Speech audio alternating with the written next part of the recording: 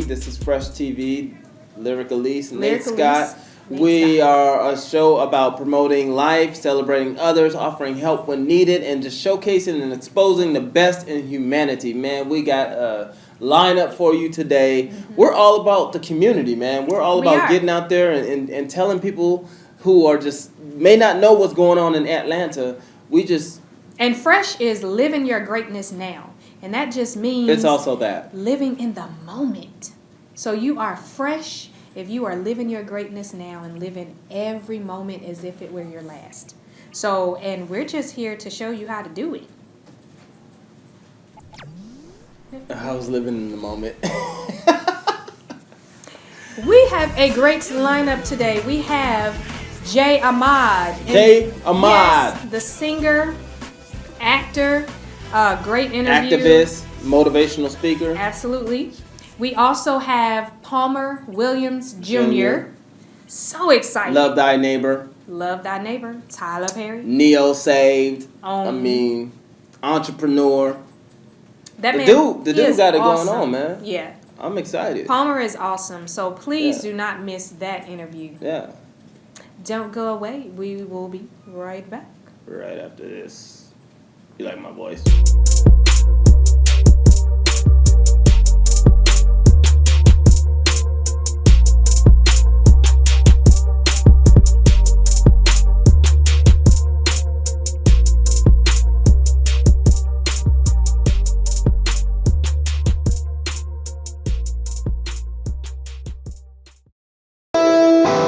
Whoa, that was awesome. That's just the E minor blues pentatonic scale. See? It's easy. Wow. Am I on guitarlessons.com? Yeah. Wow.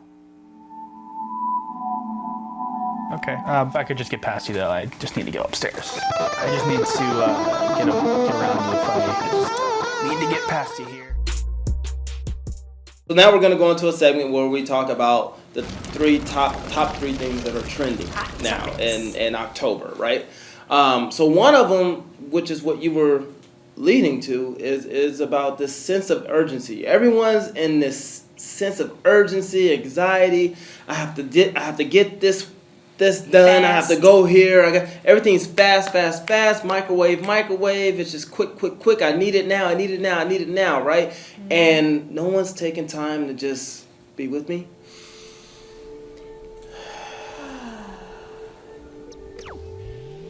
No one's slowing down and just being present. Right. Now, it's interesting because when we first started dating, I used to have to really fight with you about that. Really? Yeah. You don't remember that? Honey, I was always like, hey, just be. Just be present. Don't worry about this. Don't worry about that. Don't focus on this right now. It's not about that. Let's just be. Remember all that? Well, I used to preach it. I used to preach it a lot. Because I'm a believer of it. I will just say that sometimes, and for some of you ladies out there, you know. Oh my gosh! That, don't make it. No, listen. Before the man comes into your life, sometimes you're so focused on being that independent woman that you have to do this, do that, especially if you have your own business, and you're focused on I have to do everything. So every day there's some chore, something that you have to do. Yeah. So okay. You're in that mindset. Yeah. Now, and then when you came along, I had to learn how to adjust and say, okay, I need to breathe and smell the roses. Slow that thing down, girl. I ain't in no hurry. Look, we got the rest of our lives. Right. That's how I see it. And that's when I got the revelation that truly, I don't know, we were talking about something one night, but I was like, and I said to you, I realized, we have all of these. Sometimes we don't have just one dream or vision or passion. Sometimes we have many, and we think that we have to pursue all of them at one time, and we want all of them to happen instantly. But sometimes, and I'm not going to say sometimes, all the time in life, you take one and you follow that dream and that passion. Then you Mhm. take the next one. You know, there are seasons sometimes for your dreams and your passions. Yeah, I get. Yeah, I agree. You know, because I've had seasons. Okay. You know, I had and it doesn't mean that you can't come back to them. Okay. So I had my season of music. I had the season of teaching, season of cosmetology and hair, and I still own the salon, and you know, all of these different seasons. But I think that if you are present with yourself enough, and you understand who you are, then you know when is the right time or when is the right season for the right gift. I agree. If that makes sense. No, it makes perfect sense, and I think it for me it was going through a leadership development seminar, a personal mastery is what they called it out in California, and it was you spent 9 days just focused on yourself, just dealing with I won't say your issues, but really dealing with your ego. And what was interesting is that we think that the ego is a bad thing when really there's actually very good parts of the ego and there's very counterproductive parts of the ego. But long story short, it taught me that, you know, when you're in your ego, you're not present. You see what I'm saying? When you're in your ego, that's when you feel fear. That's when you feel pride. That's when you feel all anger. All these things except for peace, love, clarity. All those things come from being at source and being present. Woo, that sounded good right there. What? You better tweet that. The whole thing. All that comes from whatever I said. Just tweet it. Excuse me. But yeah, I mean, being present, and I'm so glad that that's trending because it's something I'm a believer in. I'm a firm believer in just taking time out and enjoying life and just and enjoying people. So yeah. So what else is going on? Let's talk about another trending topic. I kind of don't want to talk about it in a way. It's I don't know. It's a little touchy subject, but it's what I was, and I want to read this. I found this and I thought it was so interesting. This is on the Black Lives Matter. Okay. And it's become even more prevalent in the last month or so. But this was Surf City Police. Where is Surf City? North Carolina, I think. But a police chief who retired said he wrote an open letter that said, and I am going to read, open letter from police chief. This Black Lives Matter group is nothing more than an American-born terrorist group brought on by the lie of the hands of don't shoot during the criminal thug Michael Brown incident. The FBI and other government law enforcement groups need to step up and put a stop to this.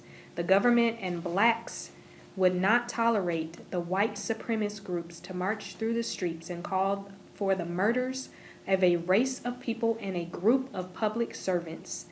I agree there is a race problem in this country. So, let me say first, before I read this and we were going to talk about Black Lives Matter. Black Lives Matter movement started after the Trayvon Martin. So we'll start there. That started in 2013. And there were 3 people who started this movement. And I understand where they were coming from because here was clearly an unarmed African-American young man wearing a hoodie that was perceived to be a criminal or a thug, however you want to put it, who was gunned down for no reason. And then right after him, you had the Ferguson incident, another unarmed young black man who was gunned down. And then so we had a string of incidents. Right. So that's where the Black Lives Matter came from. But they have said, and in the movement, it's not that they're not saying that only Black Lives Matter. They're just pointing out, because of all of these incidents that have happened, that Black lives do matter, as opposed to the opposite, which has occurred, to where the perception is, because of the acquittal of everyone involved in each one of the cases, the perception is that Black lives don't matter because these people have been acquitted. That's where Black Lives Matter. And I'm probably the only person in America that's I don't know. I'm like this with it, to be honest with you. I'm all for all lives matter.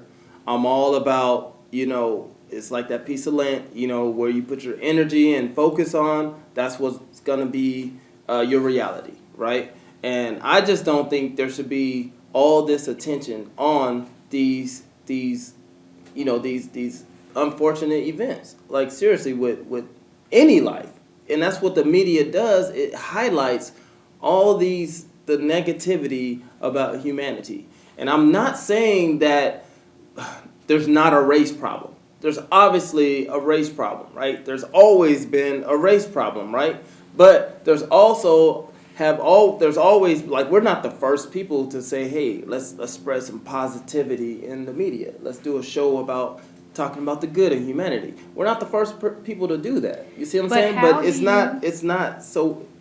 How do you correct it if you don't highlight it?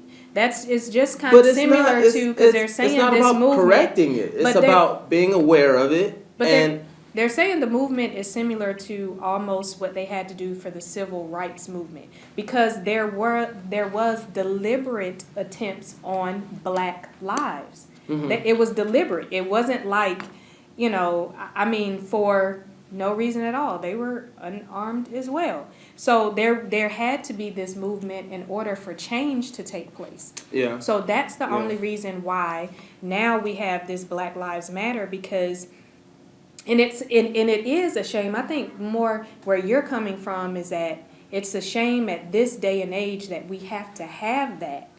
But I think if we look on the fact that when I was growing up, high schools were still being integrated. Did you know that? When you were growing up? Sweetie, we're talking about even in the early 80s and 90s, high schools were still being integrated. In the 90s, the early 90s. That's why they had the magnet program and bus. I was bused to schools up north. We gotta take a quick break, and then we'll come back and wrap this up. But all lives matter, including the Black ones. We'll be right back after this. I'm not saying Black lives don't matter. No. All right, cut.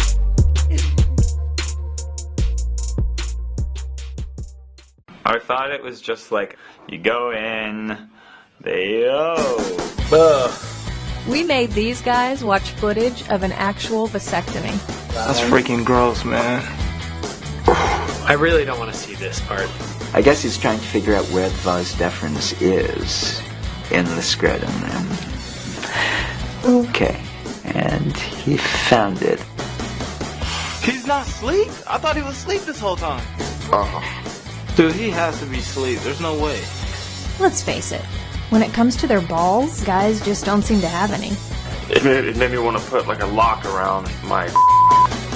Sure, because you can only wait so long for him to man up. So there's some more powderization, smoke. I thought we were done with the smoking sack.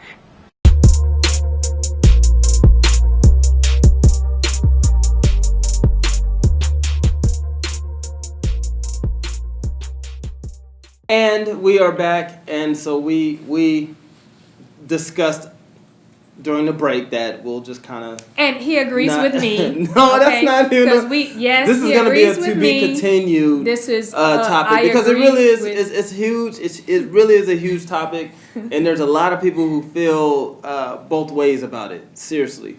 And I think let's just continue the discussion next week, Okay. We'll just do it like that. Okay, cool. So make sure you tune in next week to see what I have to say about this topic.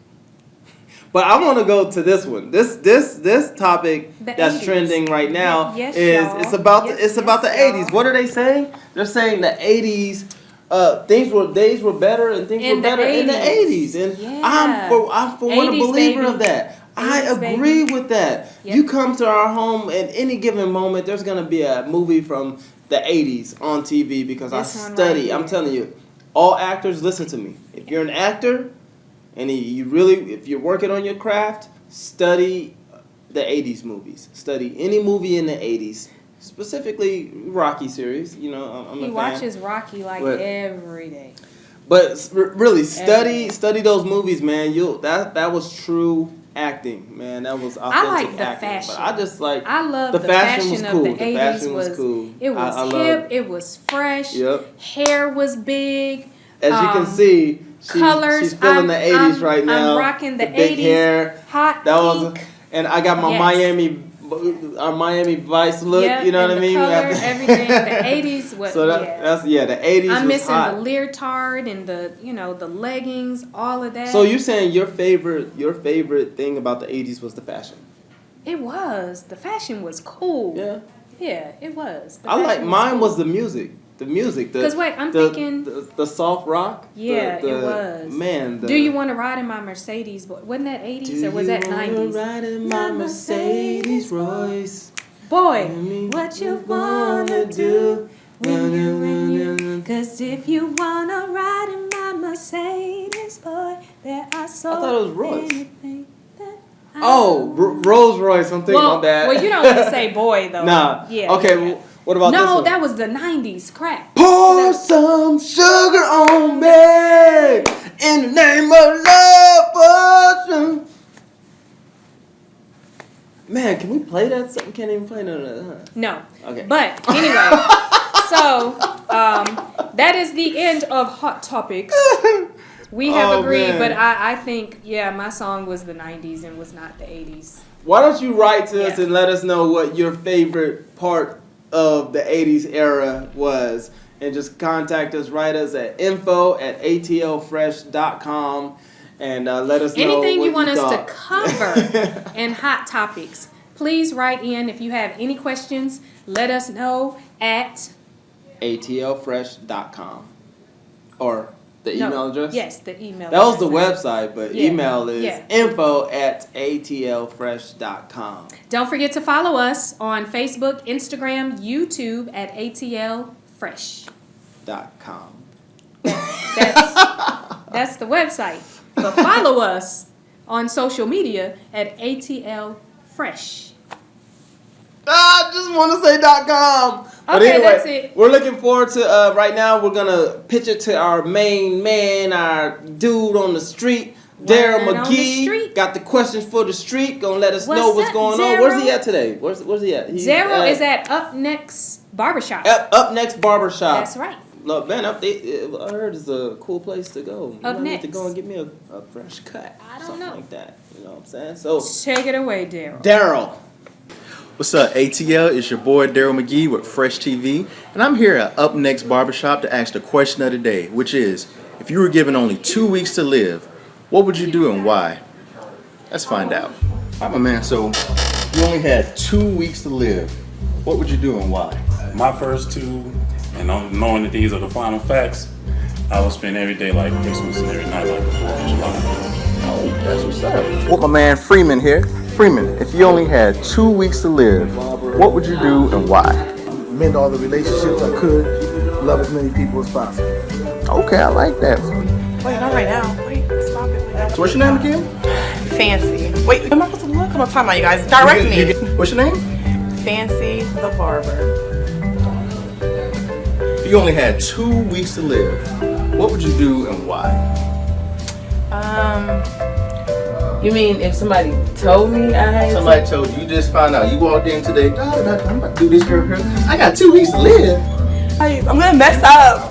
I would just continue to live, continue to do what I do every day, because God has that say so. Not nobody, not no doctor, nobody else but God. So that's what I would say. I would just keep doing what I do every day. Well, first, I would definitely mentally prepare myself. I would want to lead the same way I was brought in, with love. You know, try to make amends with people I maybe had bad blood with. What would I do if I only had 2 weeks to live? Definitely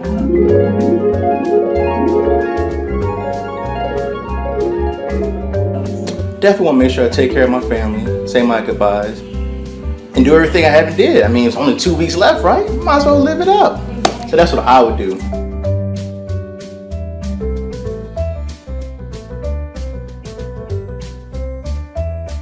That was a great question he asked, man. What would you do? What would you do if you had 2 weeks to live?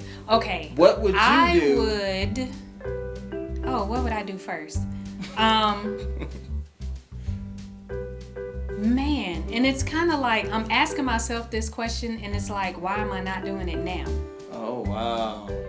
That's what. So that's I absolutely would. I would really feel like my first priority would be to definitely. I would probably meditate and pray more. I would, and then I would probably spend like 60% of my time with family, and the 40% of it would be doing exactly what we're doing now. I would be just filming every moment, you know. Oh, okay. That gotcha. we had, like filming everything. Yeah. You know, the rides in the car, the interviews, anything we got called to do, I would be doing that. What I would do if I had 2 weeks to live, and I love Daryl's answer, and I gotta bite it, but honestly, I live every day like it's my last. I really do. Yeah. And so there's nothing much more I would do. I would just be like, okay, that's it. I'll probably, I don't know, rob a bank or something. Just to, you know, because why not? You know, nah, I wouldn't rob a bank. But no, you wouldn't. What I'm saying is like, you know, yeah, it wouldn't be much I would do because I'm doing it. So yeah, I mean, and that's what I meant. Like, I would try to just make sure that my family, everyone knew that I loved them and that I spent as much time with them as possible. You're right. You should be doing that now. I don't know why you're not doing that now. All right, we got Palmer Williams Jr., Tyler Perry's Love Thy Neighbor, actor, comedian, coming up right now in 5, 4, 3. Coming up right now.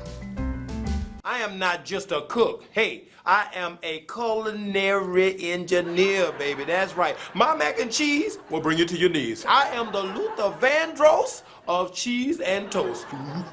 So much about you that people don't know. Oh, wow. And I like to keep it that way. There's a lot. Yeah.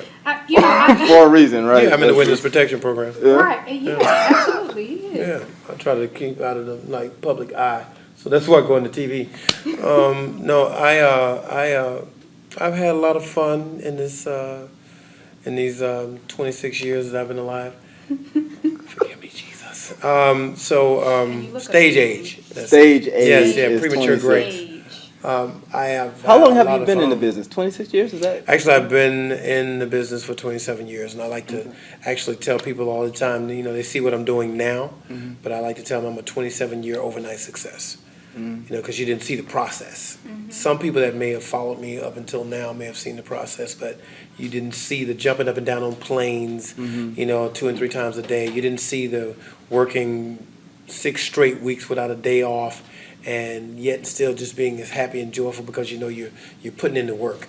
You know, in the immortal words of the prophet Kevin Hart, everybody wants the fame, but nobody wants to do the work. You know, I don't know if prophet and Kevin Hart can be in the same sentence, but I enjoy it. That's what I mean. Just that people don't know about that. They just it was almost like you popped up. Right. You know, and you were on the scene. It's like, oh, okay, that's Palmer, but they didn't see. Because when I met you years ago, I met you as a vocalist. Right. So you were singing. I know people don't know that you've done background. Sweat. 3.5 years I sang background and for Lavert, him. Right? Gerald Levert and Johnny Gill. And even then, I had no idea that you were a comedian Yeah. and an actor. Me either. All these other things that you do. So well, it's amazing. Someone actually said to me, you know what? You have good comedic timing. I think you should really study that, hone in on that. And I said, okay, cool. And just so happened that maybe 2 weeks later, a friend of mine actually gave me a book, and it was called This Business of Comedy. Wow. So I started reading that and started thumbing through that, and then I realized when people started laughing at me on a production I did a long time ago, Good Man, It's Hard to Find. When I did that, and I was like, oh, that feels kind of good. It's like, and it became addictive. So, that's my drug. It's laughter. So I stay high. So as long as I can make somebody laugh, that's my high. That's my high. You have a story about, and as Lick was mentioning, people see you now and they assume like, wow, he just came out of nowhere. He's been Tyler Perry. He's been doing that. But the story as to how he discovered you is quite interesting. Tell us a little bit about that. Well, so you've been doing your homework. I'm not high all the time. Either that, I'm going to check for a phone tap or something. Actually, I was dancing in church. I was doing liturgical dance at New Birth Missionary Baptist Church. And just so happened that Tyler Perry was there that day. And so, everybody was excited. Oh, Tyler Perry's here, and everything. And I was like, yeah, I'm getting ready to pull a hamstring up in this piece today because I'm going to dance like David. You understand? Except I was going to keep my clothes on. And so we went ahead and did this whole thing where we actually reenacted another production's version of Jesus protecting this little girl. I guess we did our blackened version of it, seasoned, yeah, that's what she used. And after the production was said and done, the church was on fire. The spirit really moved in there. And the next day, someone from Tyler Perry Studios called the church, and the one person that had my cell phone number called me and said that someone from Tyler Perry Studios called. So that she gave them the number, and they called and said, we have an audition for you at 11 or 1 o'clock. Which one you want? Say 11.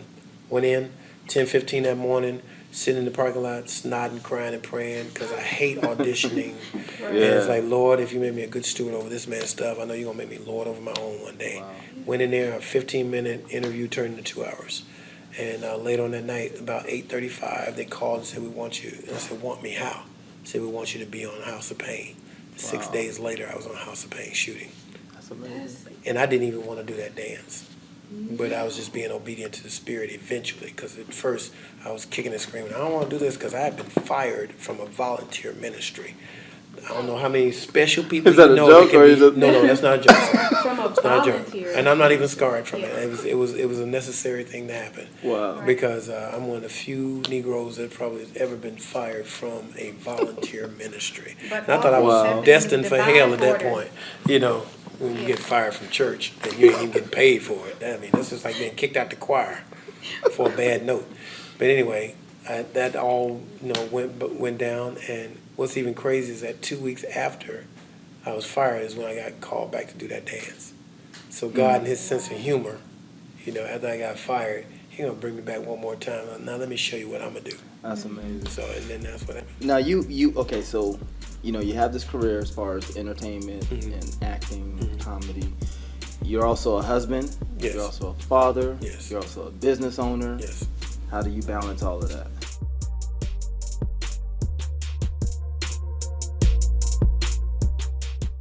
Are we having it? Are we gonna do that? Beauty is her name. Looking at to see you smile. You know the words. They're leaving me by myself. Okay, so what? Beauty is her name. Now you okay? So you have this career as far as entertainment and acting, comedy. You're also a husband. Yes. You're also a father. Yes. You're also a business owner. Yes. How do you balance all of that? But my wife is like my junior Jesus. Right. So she's like the literary person of the Bible, and I'm the practical, like I put it into action type, Okay. Like she may say spare the rod and spoil the child, but I'm the one that beats. Yeah, that's what makes it work. Drums, not children. Yes. So for DFACS purposes. But I have to balance it. My father was a very serious man. He was my idol, if I can use idol. This is a man that worked hard. This is a man that I would unstring his shoes and stuff in his boots when he was working all day and be too tired to undo his own shoes. He would bring me lemon heads and red hots almost every other day, which to this day I can't get off them things like it's crack, because it's symbolism in that too, because it was my dad that did that. And cashews, my favorite nut, because of my father. And because of all of that and watching his work ethic, because here's a man that was my first principal, but he's also my father. He was an avid fisherman and hunter, and he had time to still be a dad. Right. You know, so all of that wrapped up into this man that a lot of people still to this day say they miss my father on Facebook or on Twitter or something like that, because he imparted something into them so long ago, and he's passed away now. It's been 19 years. So it's like he's still alive, though, in me. So with you bringing up your father, I kind of want to get into where you were born, where you're from, and what kind of sparked all of this. What kind of sparked you into wanting to pursue the singing, now dancing and acting and being a comedian? What was that spark for you? My mother. My mother was a vocalist as well as a thespian. Just make sure it was clear. But you know, nothing wrong. I'm just saying that. But my mom, I guess she had to be in order for me to be here. Anyway, that's the whole story. Right. But no, I'm just stupid. She was at Knoxville College as well. That's where her and my father met. And she was on what they called the Garnet Mask, which was a theater company there at Knoxville College. So, and she actually helped to develop the entire program. You know, even though my mother was a school teacher and librarian, that's what she went to school for. But you know, she was very avid in that, active in that, and she brought all of that knowledge back to Camden, Alabama, where I was born. And used to put on talent shows, variety shows, and things like that.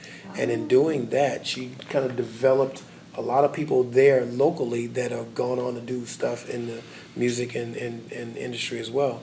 And from doing that, and my mother actually went to sing at a funeral, and I was terrified to sing with her.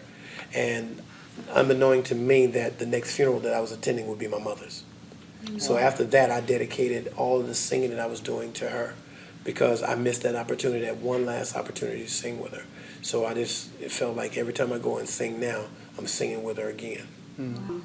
Just to me reiterates the importance of family, that foundation that you had, and the foundation that you have now that your children are able to see. We're going back to old school homes. Because, you know, there's a lot of stuff that's like just microwave now. You know, kids don't sit down and eat dinner with each other anymore and their parents and stuff. Everybody is more familiar with the microwave than they are with conversation with their parents. We find out that kids are growing up and there's a lot of things that you don't know what's going on in their lives. Well, you don't have time because you're working so hard. But God has equipped me and blessed me enough to be able to have my wife to come home. And then now I can have my children nurtured by a master's degree school teacher. Wow. While I'm out going out and hustling. And it makes me want to hustle that much harder because I know she's got my back. And on that note, we want to take some time and meet your wife. We have your wife here, here, do right? all that? I was just doing that for camera. I was trying to get it. Oh, you see, I was acting. When we come back, we're going to be joined with Mrs. Palmer Williams.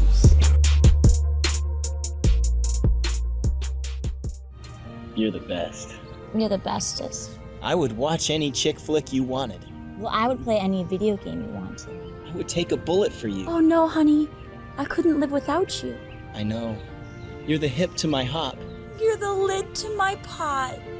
I love you, boo. I love you, babe. One good reference is all you need. Paladin, a temporary employment agency.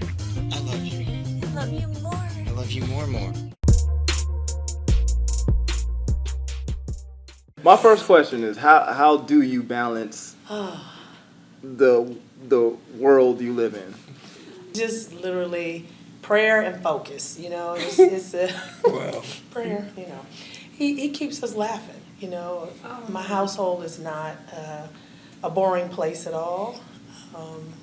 You know, we just love our family, and we just try to keep them in an environment that's positive and grounded. You know, even though Dad is on TV and some of their friends know he's on TV, you know, we keep them very grounded. So. How important is that for you guys as parents to make sure that you all are, you know, on the same accord, on the same page, and raising your kids and dealing with success? And we've probably never been married. You know, that evenly yoked thing has to really be just, you really got to be evenly yoked. You got to have the same mindset about how you're going to raise children. And it was so funny because like when we started, it's almost like we were merging two businesses or something, like we were talking like now this is the way I feel about this and and then our spirituality is the center of all of it. And so now this is how we're going to raise our children and things like that. And even at our wedding, I wrote a song, and it's like we'll have 2, maybe 3 kids. Wow. Right. So and you had this conversation before you got married, because a lot of people don't have the conversations. They don't talk about how are we going to raise our kids. They don't talk about spirituality. And really, I'm sorry to say it, but even as a people, we don't talk about finance. Right. And how we're going to even go about what some old people always say, if you wait to save up enough money to get married, you'll never get married. And then once you get married, if you try to save up enough money to have a child, you'll never have enough money to have a child. So, sometimes it's just God's will of what you have to do in order to just have faith in Him to be able to develop all those things.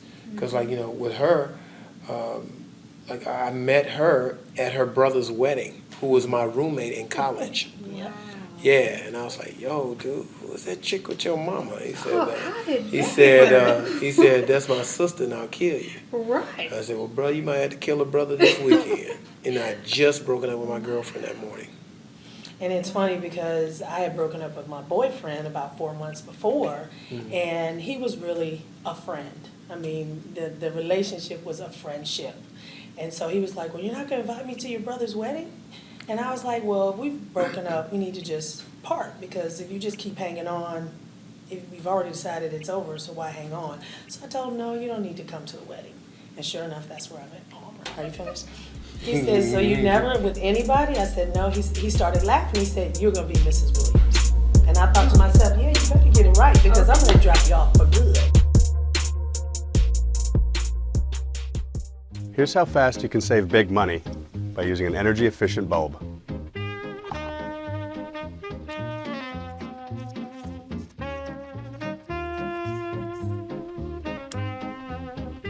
That was 15 seconds.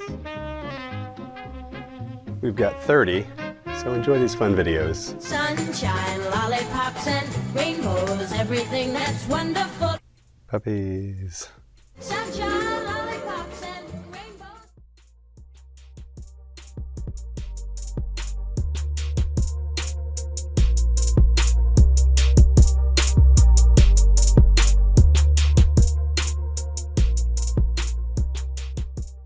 When we were dating, I just kind of said, this is my vision for a relationship, and I may not have laid it out there completely, but I just said, I'm refraining, so to speak, So anyway, long story short, we were driving, I was driving him back to the airport to leave, and so... Ready to break up with me? Since, because I was pushing the issue. Y'all can read between the lines. Yes, he was pushing the issue. And I remember, feeling like, okay, if this is the man that God has for me, then He's going to respect the boundary that I've placed. And if He doesn't respect that, then He's not the one. So one side of me was unhappy because we had been together 6 months or so. Oh, tell them how you but said then I'm taking this to the airport. But then the other side of me was at peace, because I said, if this is not what God has for me, then there's something better, and I don't need to worry about it. So it was an interesting dynamic going on, but I was like, I love it. So he just said to me, he said, "So you never?" Right. Y'all can read with him. Never. He said, "So you never?"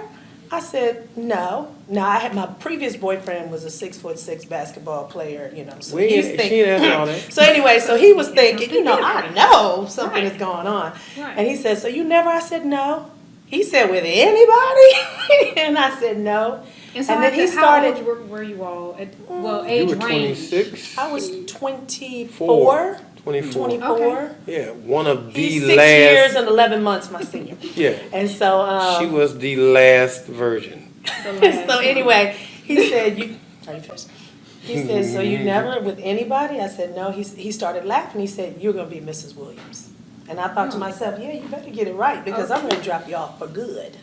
But it was funny, and he laughed, and after that it was... I was tickled all the way on the plane. I was like, there was no more pushing the issue. Yeah, because he. Because I tried all the greatest tricks. And they still wasn't getting in the promised land. You understand what I'm saying? So I was like, this is some bull right here. So I was like, I done gave up all that and then sit up here. Did your whole little goodbye tour. Yeah. And because that's That's an very inside rare. joke right Because there. a lot of women, I think you fell in love with the fact that she had standards. She loved herself, Right. and she probably exuded that confidence. This was that getting ready to you be the needed. mother of my children. Right. So I was like, this might be a good look for them. Because I was thinking ahead. Because I have a daughter from a previous relationship, and she's like the big baby now to us. But I knew that I wanted that nurturing type of mother for my children. I knew I had someone in my sights that would be that person that would elevate me, the person that would support me, someone that would have those children that I wouldn't want to just constantly beat, because maybe she would be able to impart something into them before I get home, which is what she usually tries to do. And she's like, ask your daddy what you asked me, and then it's another whole dynamic. And then that's not the funny Palmer that you know. So, because I had a great example of a stern father, but yet a loving father. I know our audience wants to know this. I get a lot of people asking, how do I find my purpose? What tools do I need to help me find that? Yeah, like, is there a way to actually find the process, or is there a process to finding the process, the purpose? I always use this example, passion. You've heard of Passion of the Christ, how he just loved us so much that he just gave his entire life for us. Well, the root words for passion are love and pain. Sometimes you're going to go through a lot of pain to get to the point where you do what you love to do. So if you find something that you're passionate about that you're willing to do for free, but yet you can get paid for it eventually, God will orchestrate and order your path in order for you to get something and build upon your base, that family or that support system, go from there and just start to layer. Because you don't start on a house with the roof first, because you have nothing to stand on. So whatever you can stand on for your foundation, and not building your lot on sinking sand, so to speak, make sure your base is secure and is a real base and not some shaky foundation. And then just build your house on that. And once you have that house, which is your church, which is your career, and you say like, wait a minute, I'm actually getting paid to act a fool. So now do we add preacher to your list of? No, I ain't. Because that was good, man. That was. So real quick, I almost came all out of spirit. She like, he is not ordained. I almost like. Kind of a gift. I just started going for it. You know what I mean? Hitting every talent show that I could hit. I was.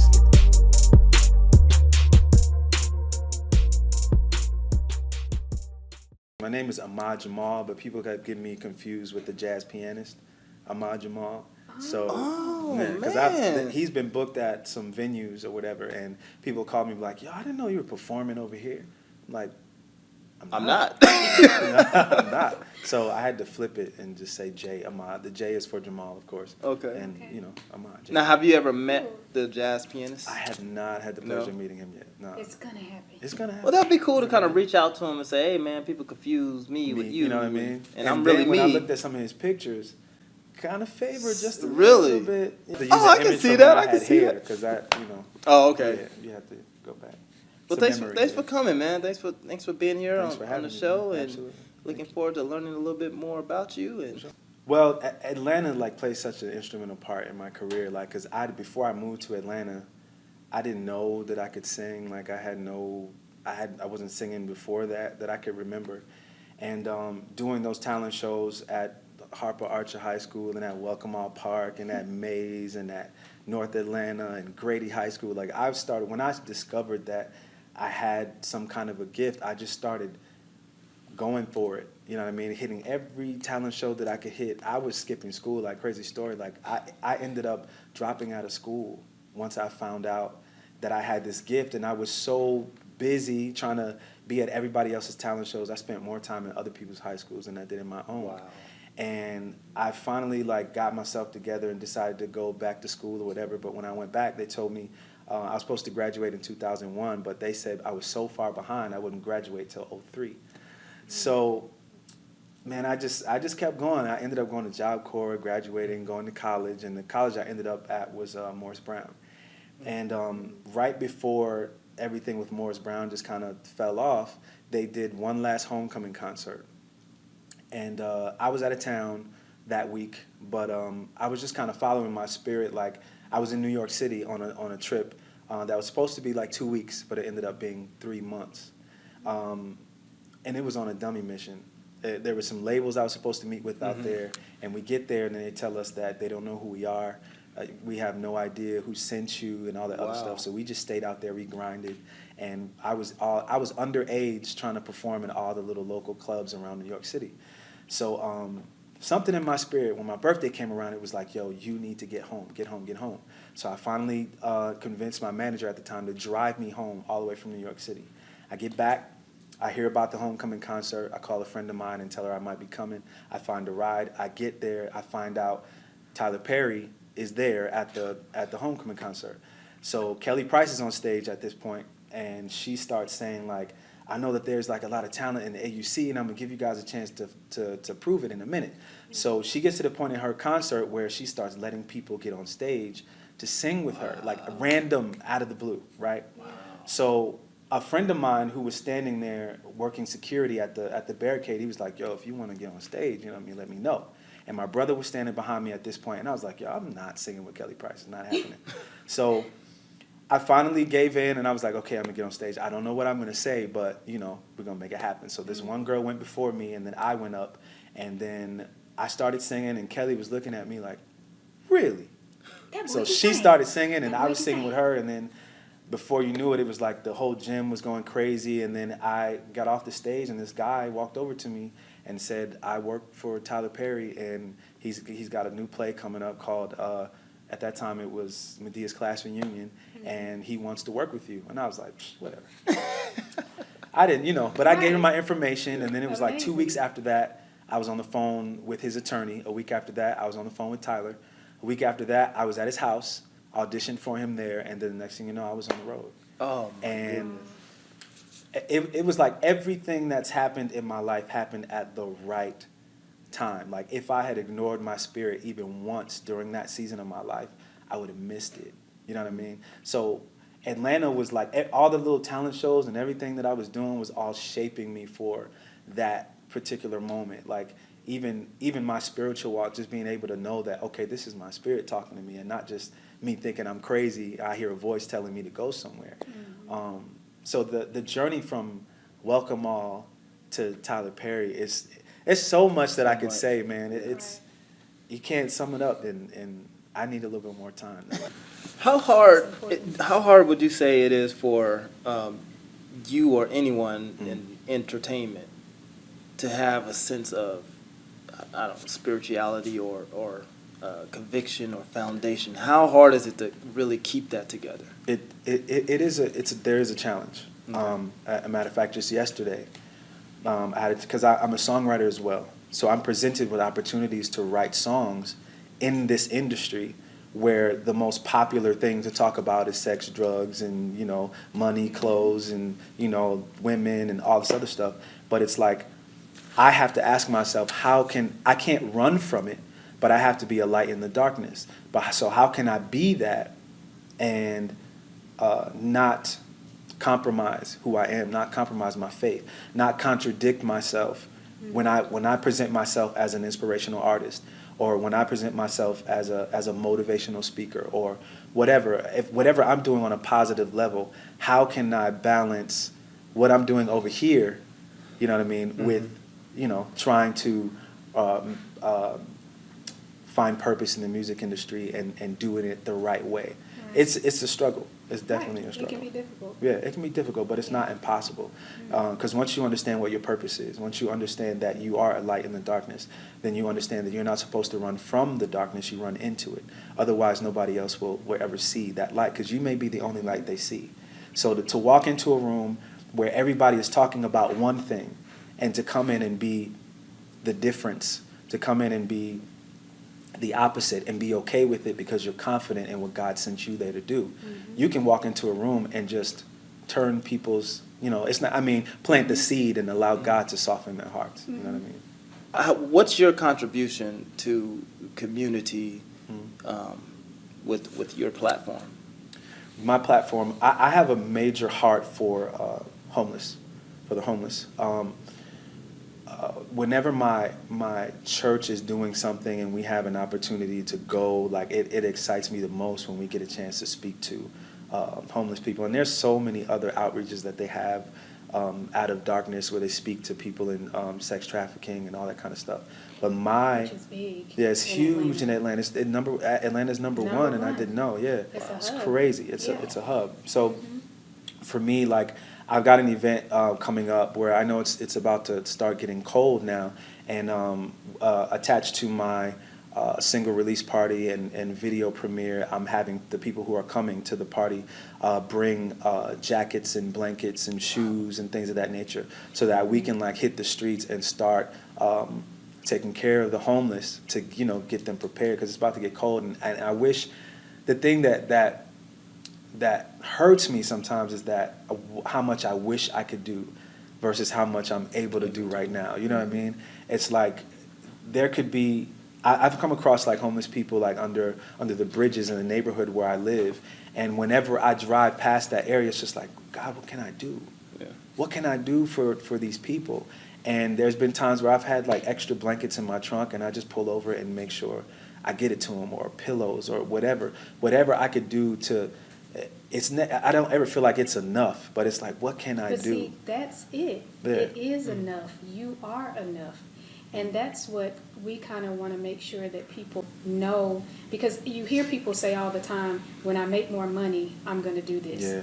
I'm going to put back into my community.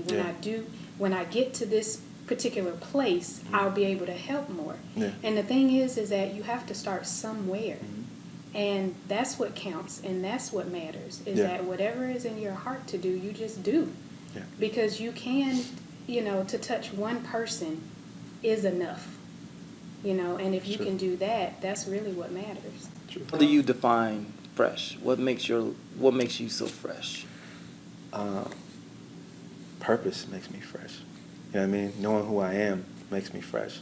Knowing whose I am makes me fresh. And knowing that wherever I go, I have the opportunity to speak life into somebody else makes me fresh. It's not so much about what I'm doing, but it's what can I do for you. You know what I mean? Because I'm big on dreams, and part of my purpose is to instill the belief that anything is possible, especially with dreams that people forget about because they think that the dream is bigger than them.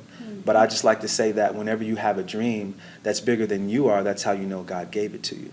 You know what I mean? Because he only gives you those things where you need him in order for that dream to come to pass. If he wouldn't give you something you can accomplish on your own. Right. He always gives you that thing where you need him. That's why our dreams are so big. That's why our goals are so big. And it's like, until we get to that place of surrender, like, God, here's the dream. Here it is. And I know that wherever you have purpose, you have provision.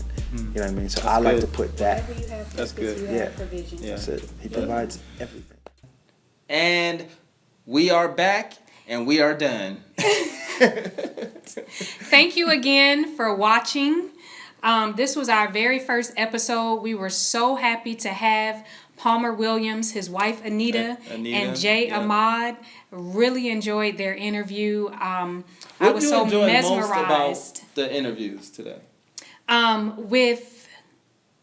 think with Palmer and his wife, I enjoyed him speaking about, both of their interviews had common themes, which was spirituality, and everything appeared to happen in divine order. They weren't necessarily looking for it at that moment.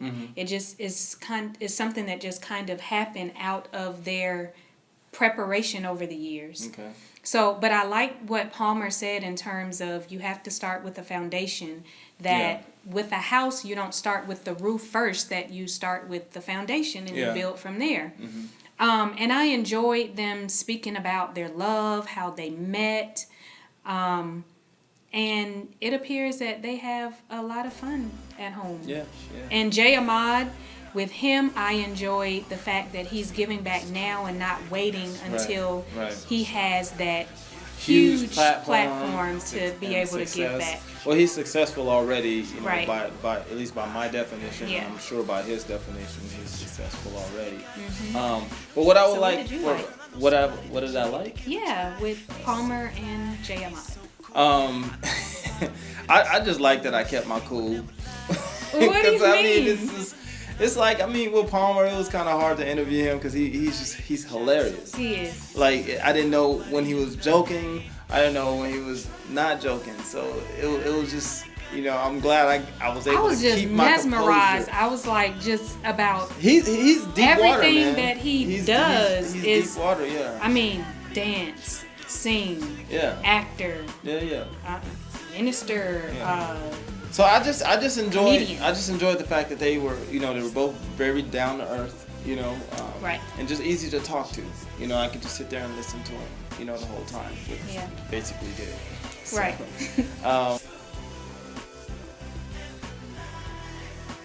Be sure to follow us on all social outlets: Facebook, Twitter, Instagram, YouTube. For previews of next week's show, take a look at this. Put a smile on your face. Just smile.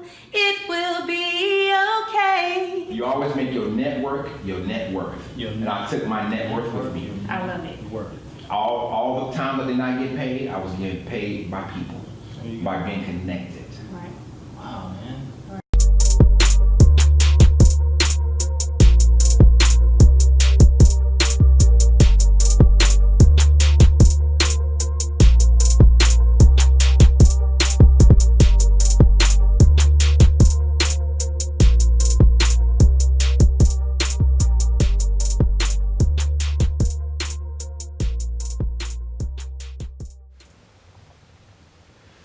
Hey, thanks, Daryl. Crap, I forgot what I was gonna say. Hold on, I'll be right back.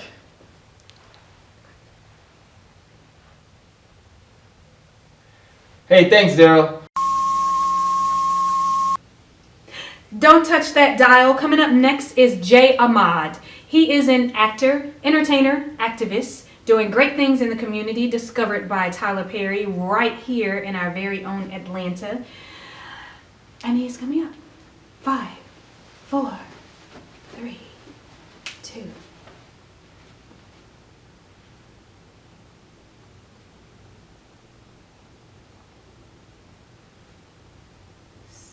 For real? Really? Okay, do it another one. Okay.